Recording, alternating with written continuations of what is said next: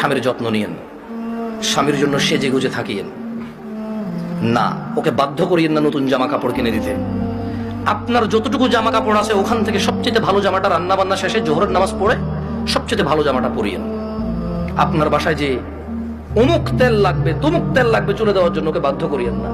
যেই তেল আছে, চুলে যদি তেল দেওয়ার অভ্যাস থাকে ওখান থেকে একটু তেল নিয়ে মাথা আছড়াই নিয়েন। আর আপনার উপস্থিত যে জামা কাপড় আছে ওখান থেকে ভালো জামাটা পরিয়েন। স্বামী যখন ঘরে ঢুকবে মুচকি হেসে ওকে সালাম দিয়ে রিসিভ করিয়েন।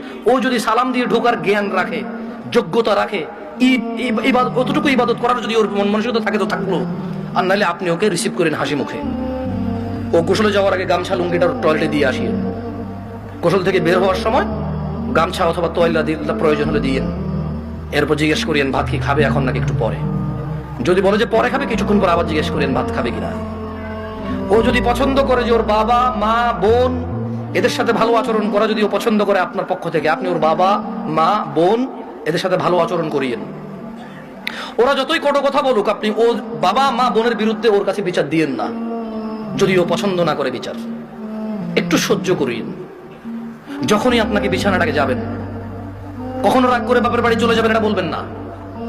ও যদি আপনাকে বলে এবার তো অনেকদিন হচ্ছে যাও না, 2-1 দিন ঘুরে আসো, সমস্যা নেই, তোমার বাবা মাও তো তোমাকে দেখেন অনেকদিন। আর বাপের বাড়িতে চলে গেলে 1-2 দিনের মাথায় বলিয়েন চলে আসবো নাকি। ও যদি বলে চলে আসো, তাহলে ও যাবে অথবা আপনার বাবা এসে দিয়ে যাবে, আপনার ভাই এসে দিয়ে যাবে, অভিভাবকের মধ্যে কেউ একজন এসে দিয়ে যাবে আপনাকে। এটা আপনি খেয়াল রাখবেন। যদিও আপনার প্রতি রাগ করে, আপনি উল্টা রাগ করিয়েন না। আপনি একটু ইতস্ত হইন, একটু নার্ভাস ফিল করিয়েন। আধা ঘন্টার মধ্যে যদি ও সরি না বলে, আপনি সরি বলে আবার ওর সাথে মিলিত হয়ে যান।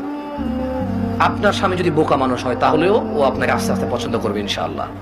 আর যেই স্বামী ভালো, সেই স্বামী সবসময় চিন্তা করে আমার বউটা যদি একটু কটু কথাও বলে, ও যদি একটু কর্কশ হয়, ও কোনো পুরুষের সাথে কথা বলে না, চরিত্র নষ্ট করে না, এমন মহিলা রেখে দেওয়া যায়, ওকে পোষা উচিত, যত্ন করা উচিত।